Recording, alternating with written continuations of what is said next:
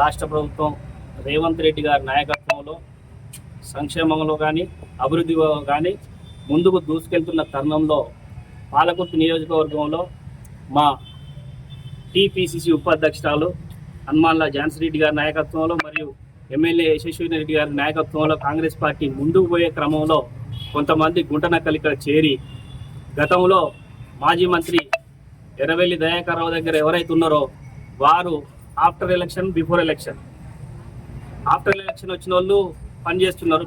After election వాళ్ళు వచ్చిన వాళ్ళు ఇప్పుడు పెత్తనం చేస్తుంటే మరి కార్యకర్తల మనోభావాలు దెబ్బతిన్నాయి. అదే సందర్భంలో ఈ విషయాన్ని హనుమాన్ల Tirupati Reddy market committee chairman గత 2 రోజులుగా మీడియాలో తనను మీడియా సంప్రదిస్తే తను స్పందించిండు. ఏం జరుగుతున్నది అని చెప్పి గత 4 నెలలుగా స్తబ్దతంగా ఉన్నారు కాంగ్రెస్ కార్యకర్తలు. ముఖ్యమైన కాంగ్రెస్ కార్యకర్తలు పార్టీ కోసం ప్రాణాలు ఇచ్చేటువంటి ముఖ్య నాయకులను దూరం పెట్టిందనేటువంటి ఒక ప్రచారం జరగడం, అది నిజమని తెలుసుకోవడం అయినప్పుడు తను కూడా దూరంగా ఉన్నాడు. ఈ సందర్భంలో తను మీడియా మిత్రులకు ఇచ్చిన ఇంటర్వ్యూలో వాళ్ళు అడిగితే మాత్రమే తను స్పందించి ఏం చెప్పిండు, జరుగుతున్నది వాస్తవమే, కొంత మేము సవరించుకుంటాం అమ్మ, నీకు జరుగుతున్న విషయాలు కొన్ని చెప్పినా ఈ విషయంలో కొంచెం ఆలోచించి పాత కొత్త అందరినీ కలుపుకోవాలనే ఉద్దేశంతో తను మాట్లాడడం జరిగింది. దాని మీద కొంతమంది మరి ఓటైన వాళ్ళు విచిత్రం ఏంటంటే కాంగ్రెస్ పార్టీని ఓడగొట్టాలి, వాళ్ళని అమెరికా పంపాలని శబదం చేసిన వాళ్ళు వచ్చి పక్కన కూర్చొని ప్రెస్ మీట్లో మాట్లాడడం కానీ ఇది హాస్యాస్పదంగా ఉన్నది. కాంగ్రెస్ కార్యకర్తలు ఎప్పుడు జీర్ణించుకోలేదు. మేము 24 సంవత్సరాల నుంచి దుగ్గ్యాల శ్రీనివాసరావు ఉన్నప్పటి నుంచి ఈ రోజు వరకు కాంగ్రెస్ కరుడు కట్టిన కార్యకర్తల్లాగా మాకు ఎన్ని కష్టాలు వచ్చినా మేము ఓర్చుకొని పనిచేసినాము. మరి గుర్తింపు లేనప్పుడు బాధపడడం సహజం. అది మన కుటుంబంలో మాట్లాడుకోవాలి, మన పార్టీలో మాట్లాడుకోవాలి. కానీ బయటికి వచ్చి ప్రెస్ మీట్ పెట్టి తను ఇట్లా మాట్లాడాడు, ఆయనకు అర్హత లేదు, తిరుపతి రెడ్డికి ఝాన్సీ రెడ్డిని విమర్శించే అర్హత లేదంటే ఝాన్సీ రెడ్డి గారిని ఎక్కడ విమర్శించాడు తిరుపతి రెడ్డి అనే వ్యక్తి లేకపోతే మరి వాళ్ళు ఎవరు? తను తీసుకొచ్చాడు, తనే స్వయంగా చెప్పింది కదా, మా అమ్మ మేడం గారే చెప్పింది కదా, తను 2014 నుంచి మమ్మల్ని ఫోర్స్ చేస్తుంది, రమ్మంటాడు, తిరుపతి రెడ్డి రమ్మన్నాడని చెప్పని ప్రెస్ వాళ్ళతో చెప్పింది, ప్రతి మీటింగ్లో చెప్పింది కదా. మరి అటువంటి వ్యక్తిని తనెవరు, మరి ఆయన ఎవరు అని చెప్పని మాట్లాడడం ఎంతవరకు సమంజసం? కొంతమంది పార్టీ మారొచ్చిన వాళ్ళు ఈ పార్టీ నుంచి పోయి మళ్ళీ ఆ పార్టీకి పోయి ఆ పార్టీ నుంచి వచ్చి ఈ పార్టీకి వచ్చిన వాళ్ళు కొంతమంది అలాంటి మాటలు మాట్లాడడం బాధ ఇస్తుంది, బాధ కలిగిస్తుంది. పార్టీని ఎందుకు రోడ్డు మీద గిడిస్తున్నారు? మన పార్టీని మనం ఖరాబ్ చేసుకో, బయట పార్టీ జీరో ఉన్నది. మీరు చేసే చర్యల వల్ల ఈరోజు వాళ్ళు కూడా ఉనికి చాటుకునే పరిస్థితి ఏర్పడుతుంది. ఎవరు చేస్తున్నారు? దీనికి కారణం ఎవరు? మిమ్మల్ని ప్రొవోక్ చేస్తున్నారు.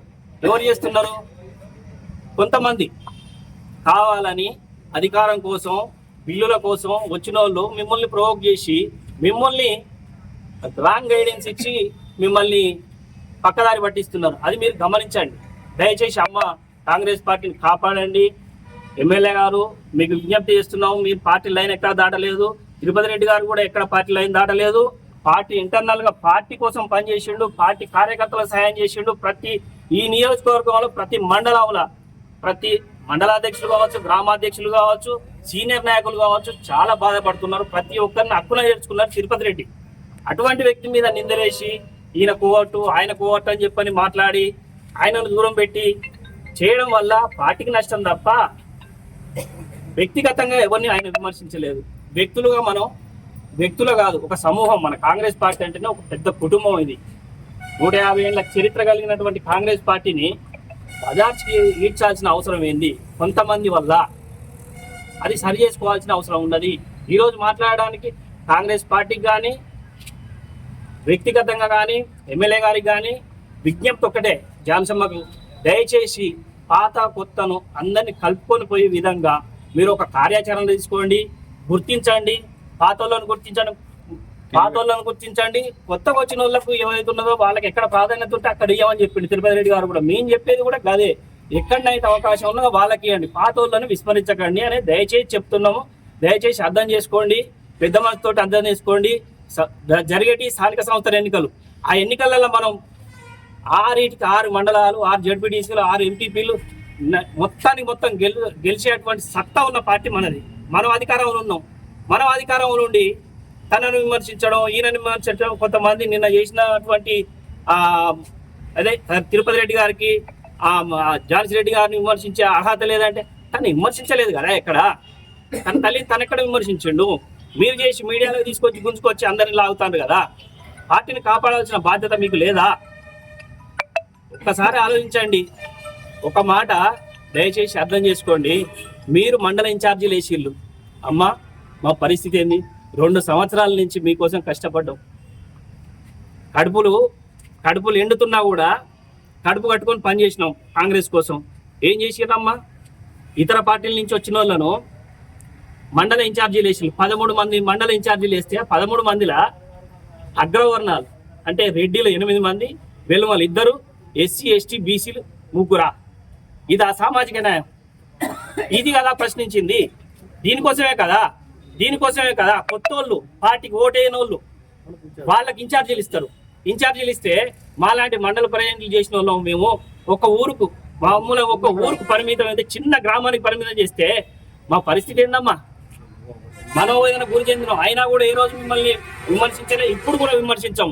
ఆత్మవిమర్శనం చేసుకోండి, పార్టీని కాపాడండి, అందరిని పిలవండి, సమన్వయం చేయండి. చేతులు ఎత్తి మొక్కుతున్న కాంగ్రెస్ పార్టీని కాపాడండి తల్లి. మీకు వందనం. కాంగ్రెస్ పార్టీని కాపాడాలని ఎమ్మెల్యే గారు దయచేసి మీరు చొరవ తీసుకోండి. ఝాన్సమ్మ గారు చొరవ తీసుకోండి. మీ చుట్టుపక్కల ఉన్న వాళ్ళను ఆ మాటలు నమ్మి వాళ్ళు ఎందుకోసం బిల్లుల కోసం ఆ రోజు ఎక్కడనైతే దయాకరావు దగ్గర ఉన్న గుత్తేదారులు మళ్ళీ ఈ రోజు ఇక్కడ ప్రత్యక్షమైనమ్మా.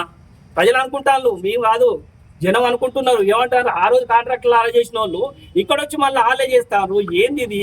అక్కడ పెత్తనం చేసిన నాయకులే ఇక్కడ చేస్తారు అని చెప్పని తీవ్రమైనటువంటి కోపంతో ఆగ్రహంతో ఉన్నారు. ఎందుకంటే వాళ్ళే కదా 10 ఏళ్ళు మమ్మల్ని తొక్కి పెట్టిళ్ళు, మళ్ళీ వచ్చి మా మీద పెత్తనం చేస్తారంటే మేము ఎలా ఒప్పుకోవాలి? దయచేసి పార్టీని కాపాడండి, కాంగ్రెస్ని రక్షించండి, మా అందరినీ కాపాడండి. అమ్మ మీకు దండం. తన ఎమ్మటి ఉన్న వాళ్ళే కోర్టు. ఎప్పుడైతే పార్టీ మారి వచ్చిన వాళ్ళు మళ్ళీ అదే పార్టీలో ఊరని గ్యారంటీ ఉన్నది. ఆయన బై డే 1 నుంచి వాళ్ళని తీసుకొచ్చిన రోజు నుంచి కష్టపడి ఎంతో శ్రమ కూర్చి పనిచేసినటువంటి తిరుపతి రెడ్డిని కోర్టు అని చెప్పారంటే నువ్వు తెచ్చుకున్న తాబేదారులు కదా కోర్టులు. ఇలా లీక్ చేసిన వాళ్ళు మీ దగ్గర ఎవరైతే లీస్ట్ పెట్టి ఎవరెవరికి ఏమి ఇచ్చిరు అని చెప్పని లీస్టును లీక్ చేసిన వాళ్ళే కదా ఇప్పుడు నీ పక్కన కూర్చున్నది. వాళ్ళే కదా కోర్టులు. ఇది జనానికి తెలియదా? మనం ఎందుకమ్మా మానవుడితో ఎందుకు కనిపిస్తాం? మీకు అన్ని విషయాలు తెలుసు. దయచేసి అర్థం చేసుకోండి, కాపాడండి కాంగ్రెస్ను. మాదంతా ఒకటే పార్టీ. కాంగ్రెస్ పార్టీలో గుంపులు అనేవి సహజం. కాంగ్రెస్ పార్టీలో ఉంటాం, కాంగ్రెస్ తోనే ఉంటాం. మేము వచ్చేంత వరకు ఇప్పుడు వచ్చిన వాళ్ళు పోతారు కావచ్చు. మళ్ళీ ఎక్కడ అధికారం ఉంటే పారాచూట్ లీడర్లు ఇక్కడ ఇది ఉంటే ఇక్కడికి వస్తారు, అక్కడికి పోతే అక్కడ పోతే. ఎక్కడ అధికారం ఉంటే అక్కడ అధికారం ఉన్న వాళ్ళతోటి మేము ఉన్నాం. మీ పార్టీలో ఉన్నాం. ఇప్పటి వరకు పార్టీ మారలేదు, ఎప్పుడు మారాం. మేము కాంగ్రెస్ పార్టీలో ఉంటాం. ఝాన్సీ రెడ్డి గారు ఉన్నా, యశస్విని రెడ్డి గారు ఉన్నా, ఇంకొకరు ఉన్నా, తిరుపతి రెడ్డి గారు ఉన్నా, ఇదే పార్టీలో ఉంటాం. వచ్చిపోయేటోళ్ళు తప్ప మేము మాత్రం ఇక్కడనే ఉంటాం. చెప్పంటారో మేము అందరం లోకల్, మేము కాంగ్రెస్ పార్టీలోనే ఉంటాం.